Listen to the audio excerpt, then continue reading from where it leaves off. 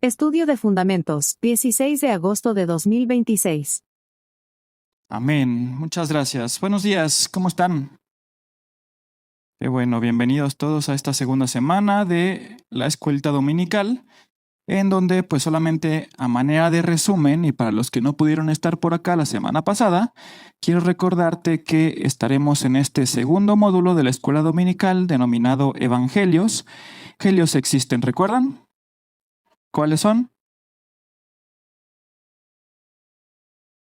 Perfecto, Mateo, Marcos, Lucas y Juan.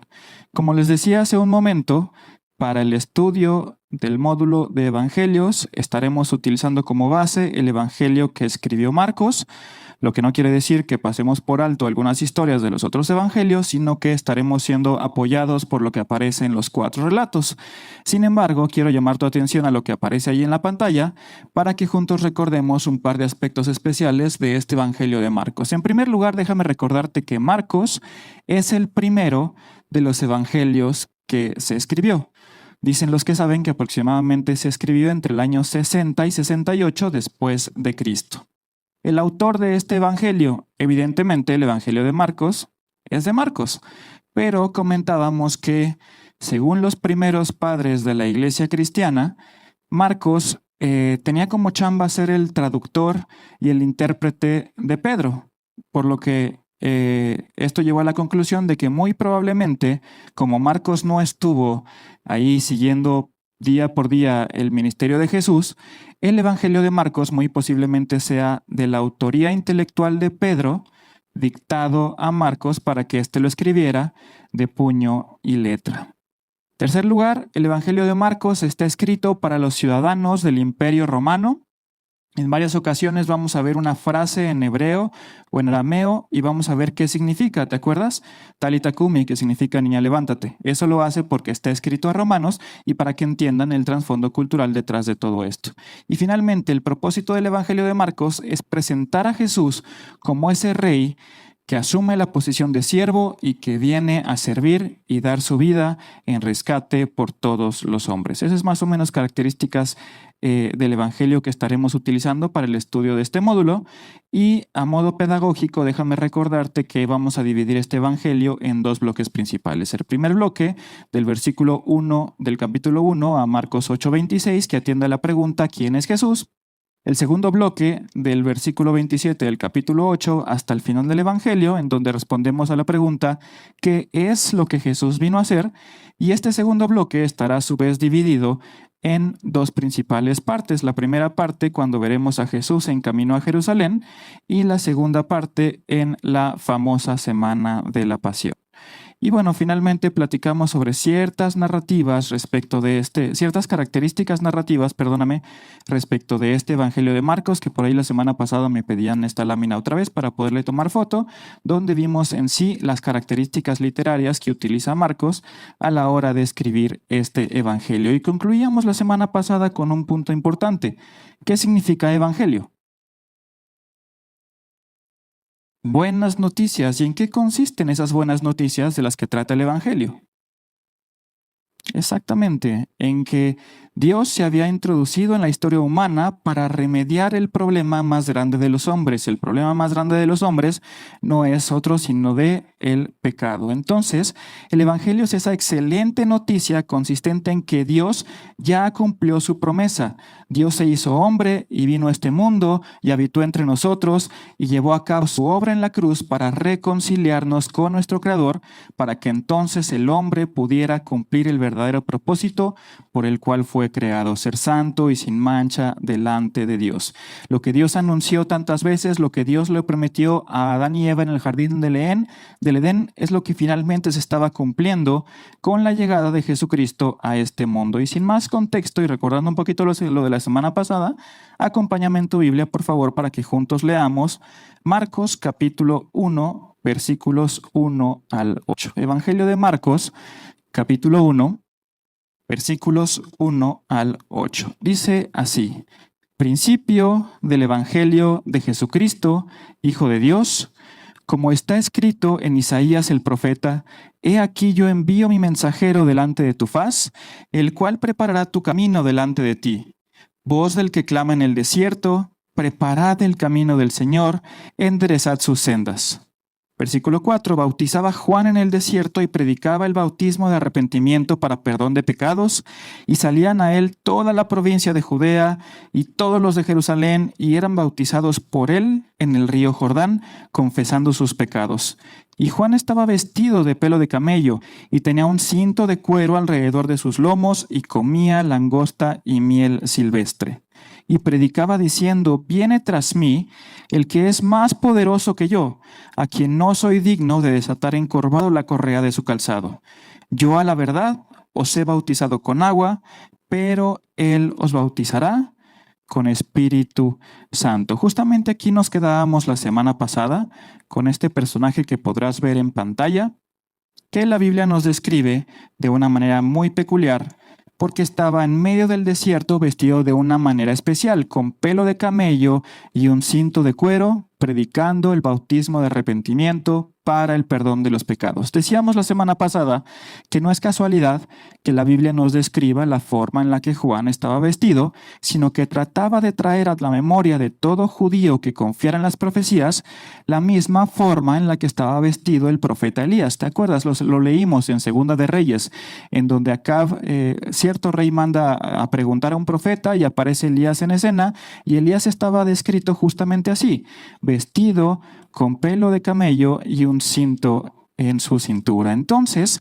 esto tiene una razón de ser. Todo judío que conociera las profecías, todo judío que supiera cómo estaba vestido Elías, todo judío que supiera el libro de Malaquías y recordara que detrás, o más bien que antes del día grande de Jehová vendría un precursor que era el profeta Elías, al ver que en el desierto aparecía una figura de alguien vestido como Elías predicando acerca de la palabra de Dios, tenía que decir: es el cumplimiento de lo que Malaquías anunció, y detrás de este debe venir aquel que constituirá el día grande y terrible de Jehová, anunciado por Malaquías al pueblo de Israel. Esa era la razón por la cual la Biblia nos describe y nos presenta la manera en la que Juan el Bautista estaba vestido de esa manera. En alguna ocasión le preguntaron a Juan: ¿eres tú Elías? Y él responde: no, no lo soy, simplemente soy una voz que clama en el desierto, y sobre eso abundaremos en un ratito. Pero Jesús nos dice en el Evangelio de Mateo o Juan, no recuerdo, que no había ningún hombre nacido de mujer más grande que Juan el Bautista. Y en realidad este Juan el Bautista, dice Jesús, era el Elías que habría de venir. Entonces, lo que Marcos pretende hacer al incluir a Elías como primera parte de su narración del Evangelio es conectar las historias, la profecía que se quedó en el último libro del Antiguo Testamento, que es Malaquías, con la historia que empezará a narrarse, consistente en la llegada del Mesías, pero precedida de un precursor de este que está aquí, que es Juan el Bautista. Pero también vemos a Juan el Bautista siendo enviado por Dios para el cumplimiento de la profecía de Isaías. Acompáñame, por favor, a Isaías capítulo 40, versículo 3. Isaías capítulo 40,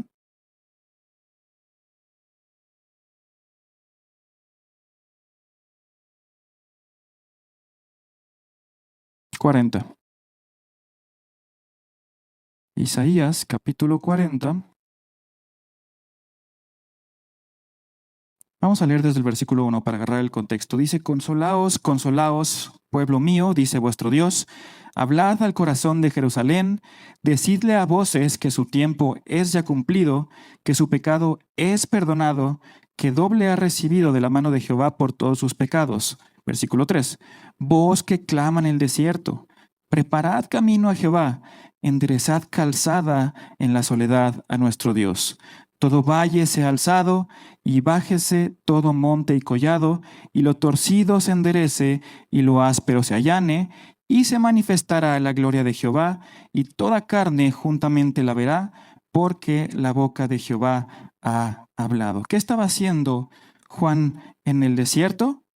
predicando el bautismo de arrepentimiento para el perdón de los pecados. Pero regrésate otra vez a Marcos y propiamente al versículo 2 de Marcos 1. Marcos capítulo 2, versículo 1 dice, como está escrito en Isaías el profeta, he aquí, yo envío a mi mensajero delante de tu faz, el cual preparará tu camino delante de ti. Y aquí citando a Isaías, voz del que clama en el desierto, preparad el camino del Señor, enderezad sus sendas. Tú recordarás que en la antigüedad los reyes acostumbraban visitar varias ciudades, pero antes de que el rey llegara de tal a cual ciudad, se acostumbraba a mandar un mensajero en avanzada que tenía que recorrer el camino por donde el rey andaría. ¿Y cuál era la función? Identificar los riesgos, identificar los peligros, pero sobre todo aplastar todos los montículos que se encontrara, rellenar los vados o los huecos que se encontrara, a fin de que el Señor pudiera andar por un camino liso y preparado durante su llegada.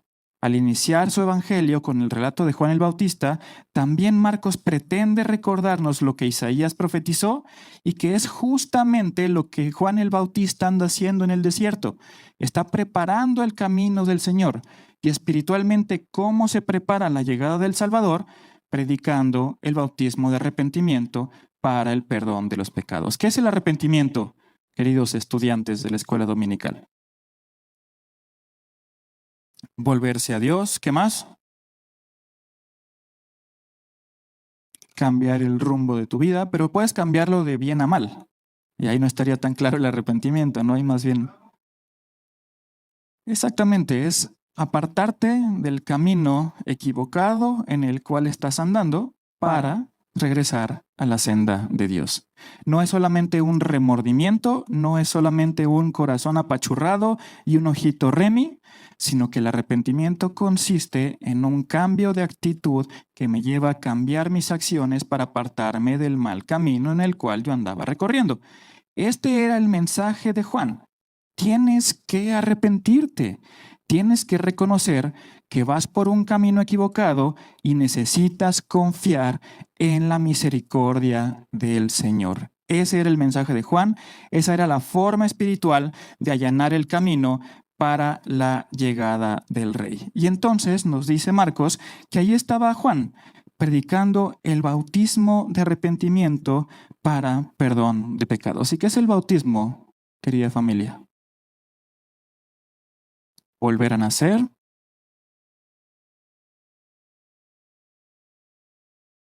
proclamar públicamente tu fe. ¿Qué más? Por acá. Volver de muerte a vida. ¿Ok? Básicamente, todo lo que ustedes dijeron que es correcto lo podemos sintetizar en lo siguiente. El bautismo es un ritual externo que simboliza un entendimiento interno. El bautismo es un ritual externo que simboliza un entendimiento interno. El bautismo no produce arrepentimiento. Un incrédulo que se bautiza no es más que un incrédulo que se moja. El bautismo no produce arrepentimiento, al revés. El arrepentimiento, el entender con el intelecto que ando caminando mal, que necesito confiar en la misericordia del Señor, es lo que me hace tener esa necesidad de cumplir con el mandamiento del Señor y proclamar pública y exteriormente lo que en mi interior ya he entendido. El ritual del bautismo de Juan no produce perdón de pecados. Sin duda, aporta el primero de sus elementos, que es el arrepentimiento, este reconocimiento de andar caminando mal, pero falta el segundo y más importante de los elementos. ¿Cuál es? Además del Espíritu, el Espíritu te lleva a arrepentirte, pero te lleva a arrepentirte y a confiar en la obra de Cristo en la cruz como aquello que pagó nuestros pecados. Evidentemente, para estas alturas de la historia, Cristo aún no era llevado a la cruz, Cristo aún no moría, por lo que la historia de la redención, si bien el plan ya estaba puesto en marcha, estaba a medias. Tenía que culminar con la obra de Cristo en la cruz para que el arrepentimiento estuviera acompañado de la fe y confianza depositada en la obra de Cristo en la cruz, a través de la cual se pagaron tus deudas, y entonces sí se produce esa salvación y ese perdón de pecados. Pero bueno, ahí estaba Juan el Bautista en el desierto predicando el bautismo de arrepentimiento para perdón de pecados, ya que no te acuerdas a quién bautizó Juan el Bautista. A Jesús. Oigan, ¿Y Jesús tenía algo de qué arrepentirse?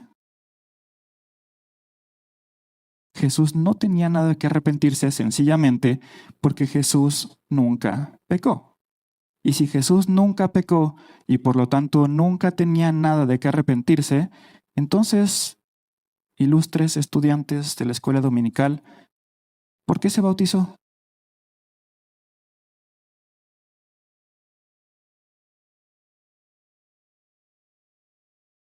Ujú.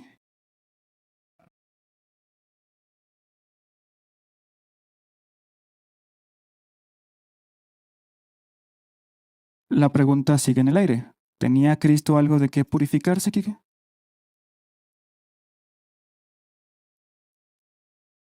Decía, me parece Jocelyn, para cumplir con el mandato. ¿Qué más? ¿Por qué otra razón han escuchado, creen o se imaginan que tenía que ser bautizado Jesús? Tenía que dar ejemplo. ¿Qué más?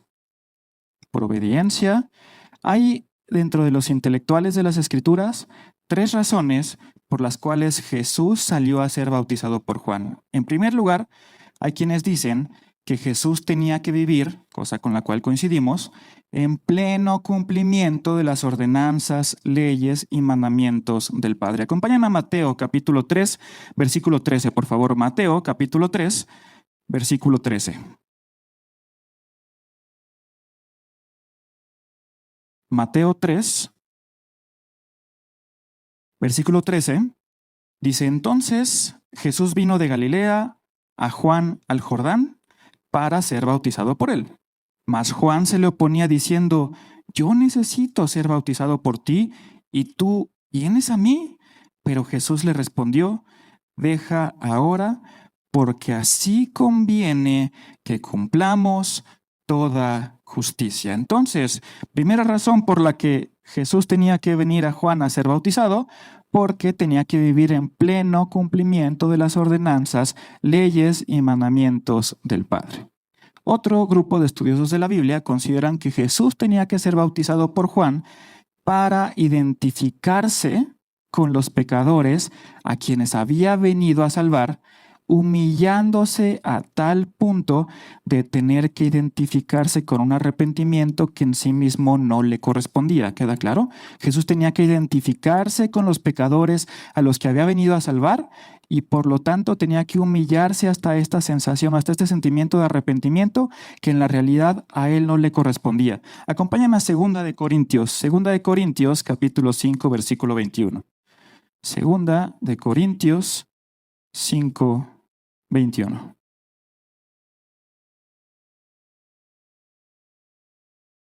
Segunda de Corintios, capítulo 5, versículo 21. Es Pablo diciéndole a la iglesia de Corinto en el versículo 21, al que no conoció pecado, ¿quién es? Jesús. Al que no conoció pecado, por nosotros lo hizo pecado, para que nosotros fuésemos hechos justicia de Dios en él. Entonces, este segundo grupo de estudiosos dice, Jesús tenía que ser bautizado porque él tenía que ser identificado, tenía que identificarse con los pecadores que había venido a salvar, porque así como Pablo le escribe a la iglesia, el que no cometió pecado por nosotros fue hecho pecado a tal punto de humillarse a estas alturas. Y una tercera opción, un poquito más básica y literal, dice que Jesús tenía que ser bautizado porque sería en este acto de sumersión en las aguas en las que se daría todo ese espectáculo maravilloso que leemos en los evangelios, donde lo unge el poder del Espíritu Santo, donde es reconocido por Dios con voz potente y audible y donde veremos que su ministerio arranca de forma oficial. Acompáñame a Marcos, por favor, para leer juntos lo que aconteció en el momento en el que Jesús fue sumergido en las aguas, pero sobre todo cuando salió de ahí. Marcos capítulo 1, vamos a leer versículos 9 al 11, por favor. Marcos 1, versículos 9 al 11. Marcos 1, versículo 9 dice, aconteció en aquellos días que Jesús vino de Nazaret de Galilea y fue bautizado por Juan en el Jordán. Y luego, cuando subía del agua, fíjate nada más, vio abrirse los cielos y al Espíritu como paloma que descendía sobre él. Y vino una voz de los cielos que decía: Tú eres mi Hijo amado, en ti tengo complacencia. Jesús, en obediencia a los mandatos del Padre, Jesús queriéndose identificar con los pecadores a los que vino a salvar, sale al encuentro de Juan el Bautista en el Jordán, es sumergido en las aguas y cuando sale de ellas, vio claramente abrirse los cielos y al Espíritu como paloma que descendía sobre él para ungirlo y una voz de los cielos que reconocía a Jesús como el Hijo de Dios, en el único en el que tienen complacencia. Dos cosas pasaron el día que Jesús se bautizó. Descendió sobre él el Espíritu Santo y Dios lo reconoció como hijo suyo, como el único en quien tiene complacencia. ¿Era importante que sucediera esto, familia? ¿Pudo haber sido en otro momento, en otras circunstancias? Por supuesto que sí, pero conforme al plan de Dios fue en el momento en el que Jesús se bautizó, cuando descendió sobre él el poder del Espíritu Santo para que Jesús, al igual que tú y al igual que yo, dependiera en todo momento durante su ministerio de la obra que el Espíritu Santo le ayudaba a hacer. Y también fue durante este bautizo que se escuchó una voz audible que reconocía a Jesús como el Hijo del Padre en quien tiene complacencia. Y es después de este momento que Jesús es llevado por el mismo Espíritu que lo acaba de ungir al desierto para tener un encuentro con el enemigo de nuestras almas. Sigue ahí, por favor, en Marcos capítulo 1, versículos 12 y 13. Marcos 1, versículos 12 y 13. Dice: Y luego el Espíritu le impulsó al desierto. Y estuvo allí en el desierto 40 días y era tentado por Satanás y estaba con las fieras y los ángeles le servían. Recuerda que Marcos es el evangelio dictado por Pedro y Pedro, como alguien impetuoso, como alguien arrebatado, pues en realidad no pone mucha atención a los detalles, ¿no? Simplemente dice: se fue al desierto, fue tentado por Satanás y las fieras lo atacaban, lo tentaban y los ángeles le servían. Pero como te dije hace rato, es necesario que conozcamos el detalle de esta narración, por lo que te pido que me acompañes al Evangelio de Lucas para leer un poquito más acerca de esta tentación, que seguramente ya conoces, pero que veremos un par de detalles. Lucas, capítulo 3, versículo 21, por favor. Lucas 3, versículo 21. Lucas, capítulo 3, versículo 21, es otra vez la narración del bautismo, pero lo que quiero llamar tu atención es a esta secuencia de hechos que se da de la siguiente manera. Versículo 21 de Lucas 3 dice que aconteció, cuando todo el pueblo se bautizaba, que también Jesús fue bautizado, y orando, el cielo se abrió, y descendió el Espíritu Santo sobre él en forma corporal como paloma, y vino una voz del cielo que decía: Tú eres mi Hijo amado, en ti tengo complacencia. Sáltate hasta el versículo 1 del capítulo 4. Acaba de descender sobre Jesús el Espíritu Santo corporalmente como en forma de paloma. Entonces, muy seguramente Jesús seguía aún mojado del bautizo que acababa de llevar a cabo, cuando, nos dice el versículo 1 de Lucas 4, que Jesús, lleno del Espíritu Santo, volvió del Jordán y fue llevado por el Espíritu al desierto por 40 días y era tentado por el diablo. Y no comió nada en aquellos días, pasados los cuales, evidentemente, tuvo hambre. Entonces el diablo le dijo: Si eres hijo de Dios, di a esta piedra que se convierta en pan. Jesús respondió y le dijo: Escrito está, no solo de pan vivirá el hombre, sino de toda palabra de Dios. Versículo 5, y le llevó el diablo a un alto monte y le mostró en un momento todos los reinos de la tierra y le dijo el diablo: A ti te daré toda esta potestad y la gloria de ellos, porque a mí me ha sido entregada y a quien quiero se la doy. Si tú postrado me adorares, todos serán tuyos. Versículo 8, respondiendo Jesús le dijo: Vete de mí, Satanás, porque escrito está: Al Señor tu Dios adorarás y a Él solo servirás. Y le llevó a Jerusalén y le puso sobre el pináculo del templo y le dijo: Si eres hijo de Dios, échate de aquí abajo, porque escrito está: A sus ángeles mandará acerca de ti, que te guarden, y en las manos te sostendrán, para que no tropieces con tu pie en piedra. Respondiendo Jesús le dijo, dicho está, no tentarás al Señor tu Dios.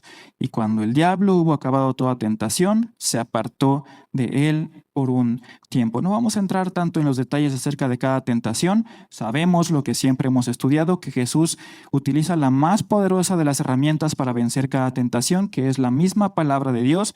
Simplemente quiero llamar tu atención a que fue el Espíritu Santo que en el bautizo lo ungió, el que lo llevó como parte del propósito al desierto para ser tentado por Satanás.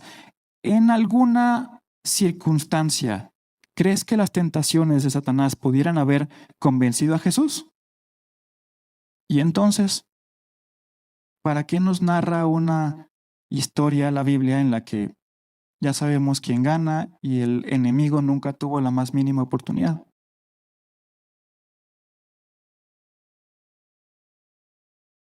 Evidentemente, pero ¿cuál es la razón detrás de esta historia si bajo ninguna circunstancia Cristo iba a perder y el diablo iba a ganar? Exactamente, para aplicarlo a nuestras vidas. ¿De qué manera? De la misma manera en la que muchas veces nosotros somos tentados. ¿En qué consistió, en resumen, toda tentación de Satanás para con Jesús? Él le dijo básicamente, no es necesario que pases hambre, no es necesario que pases todo lo que vas a pasar, yo te puedo llevar a la gloria si tú así lo pides. Entonces, ¿qué es lo que estaba ofreciendo Satanás? Gloria sin muerte, gloria sin cruz. Y así como Jesús no podía pasar a la gloria sin pasar primero por la cruz, tú y yo tampoco podemos hacerlo. ¿A qué me refiero? Que cuando vienes a Cristo, tu vida no se arregla en un chasquido. Tu vida no se arregla, tu matrimonio no se compone, tus hijos no se vuelven los más piadosos del mundo solo porque vienes a Cristo. Esta vida sigue, las pruebas siguen, tenemos cada uno que nosotros negarnos a nosotros mismos, tomar nuestra cruz cada día y seguirle conforme al ejemplo que Él mismo puso. No hay gloria sin cruz, no hay camino corto, no hay atajos en la carrera larga de la vida cristiana. Tenemos que pasar por cada una de las pruebas que Dios ha dispuesto que pasemos en nuestra vida, sabiendo que al final, así como Cristo ganó, también nosotros podemos y saldremos vencedores de esta tentación. ¿Queda claro aquí? Versículo 14 de Lucas 4. Dice, y Jesús volvió en el poder del Espíritu a Galilea y se difundió su fama por toda la tierra de alrededor y enseñaba en las sinagogas de ellos y era glorificado por todos. Regrésate a Marcos, por favor.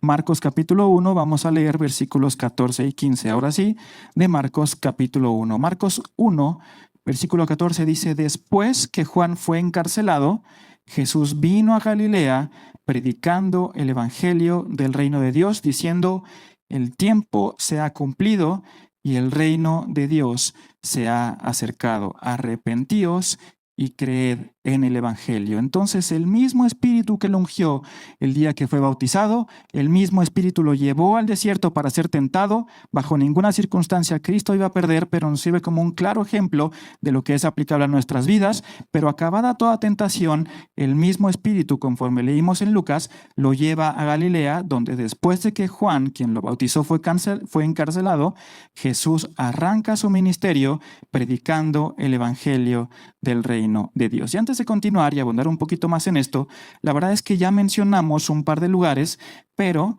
quiero que juntos recordemos o consideremos, si es que nunca te habías puesto a pensar, cuáles son los lugares en donde se llevó a cabo el ministerio de Jesús. ¿Sabes dónde se llevó a cabo el ministerio de Jesús? Y busca una respuesta como país. ¿En qué país se llevó a cabo el ministerio de Jesús? En Israel. ¿Y en qué continente está Israel? En Asia. ¿Y propiamente en qué región de Asia? Exactamente, en lo que se conoce como la región del Medio Oriente. Me faltó a lo mejor un mapita más grande, la próxima semana te lo paso, pero este ya es un zoom de Israel. Aquí está a la izquierda el mar Mediterráneo y a la derecha está todo el territorio de Israel, dividido en la forma en la que estaba dividido en el tiempo de Jesús. ¿Dónde nació Jesús, queridos estudiantes? En Belén de Judea. ¿Y por qué nació en Belén de Judea? ¿Dónde vivían sus papás? En Galilea.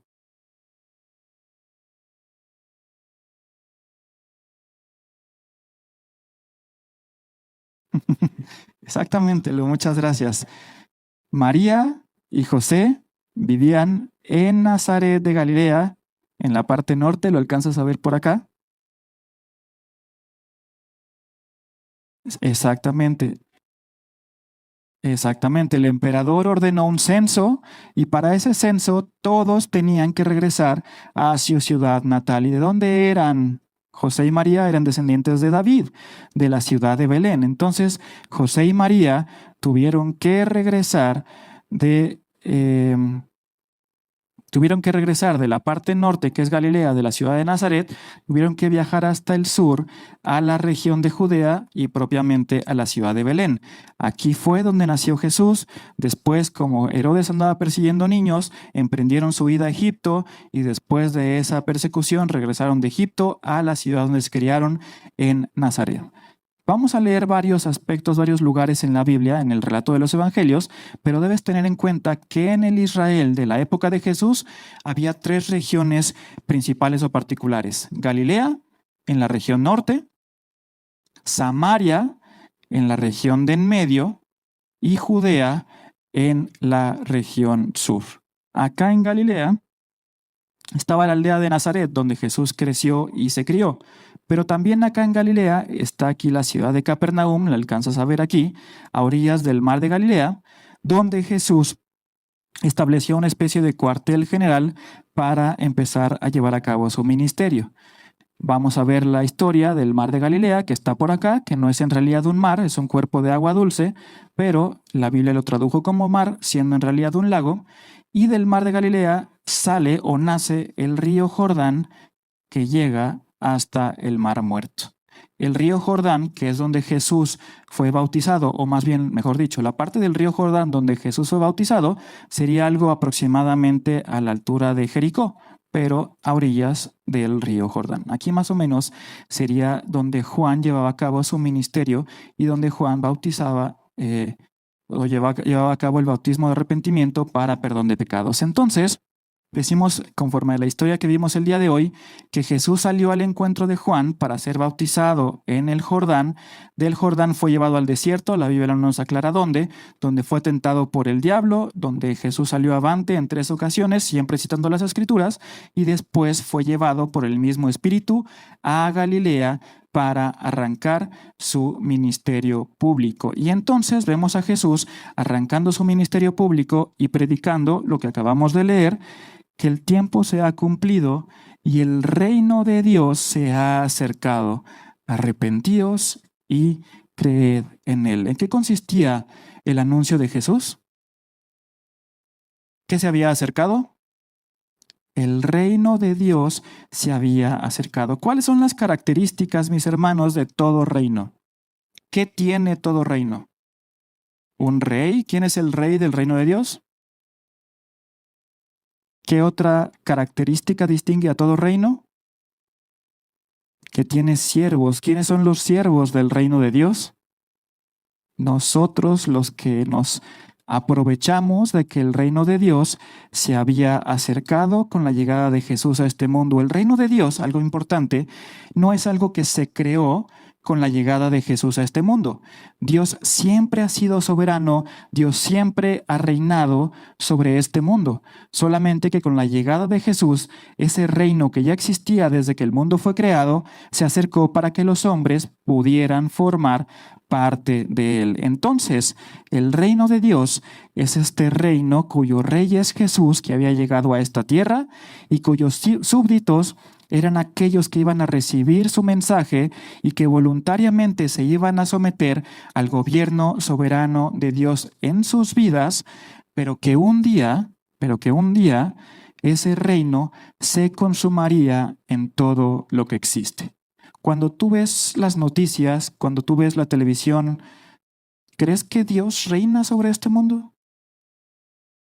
¿Y por qué pasan tantas cosas malas? porque los hombres hacen con su voluntad la maldad en medio de este mundo que sí está gobernado por Dios. Pero un día esto se acabará. Un día la maldad que vemos todos los días terminará cuando el reino de Dios, que fue aperturado para los hombres con la llegada de Jesús, sea totalmente consumado. ¿Cuándo? Cuando Jesús regrese, y entonces si toda corrupción, toda maldad y toda tristeza sea terminada y el reino de Dios sea visible todos los días en cada uno de nuestros días en la vida de todos los hombres de esta tierra. Eso es lo que Jesús vino a hacer. Anunciar que se había cumplido el tiempo y que el reino de Dios estaba cerca. ¿Cuál era la instrucción? Arrepiéntete y cree en estas buenas noticias. Y para terminar vamos a leer este encuentro con 4 pescadores y Jesús en el versículo 16 en adelante. Marcos capítulo 1 versículo 16 dice que andando junto al mar de Galilea, ahí lo puedes ver en la parte de arriba, vio, hablando de Jesús, a Simón y Andrés su hermano que echaban la red en el mar porque eran pescadores. Y les dijo Jesús, venid en pos de mí y haré que seáis pescadores de hombres. Y dejando luego sus redes, le siguieron. Pasando de allí un poco más adelante, vio a Jacobo, hijo de Zebedeo, y a Juan su hermano, también ellos en la barca, que remendaban las redes. Y luego los llamó, y dejando a su padre Zebedeo en la barca con los jornaleros, ¿qué hicieron? Le siguieron. Jesús había arrancado su ministerio, Jesús había comenzado a formar ese equipo que sería testigo de todas las maravillas que él haría, que serían testigos de todas las enseñanzas que él impartiría y en los cuales depositaría la increíble misión de continuar con la obra misionera el día que él fuera ascendido a los cielos. Entonces, estamos en Galilea con un Jesús ya bautizado, con un Jesús lleno del poder del Espíritu Santo, con un Jesús siendo reconocido audiblemente por Dios como su Hijo, y comenzando a reclutar a hombres para que ayuden en su obra de evangelización. Y hasta aquí vamos a dejarlo el día de hoy, no sin antes preguntarles si hay alguna duda, comentario o aclaración hasta este momento. ¿Ninguna? Muchas gracias. Vamos a dejarlo aquí. Ya agarramos 2 semanas de contexto y de introducción. A partir de la próxima semana, ya nos vamos tendidos como bandidos en el Evangelio de Marcos, ¿vale? Muchas gracias. Dios les bendiga.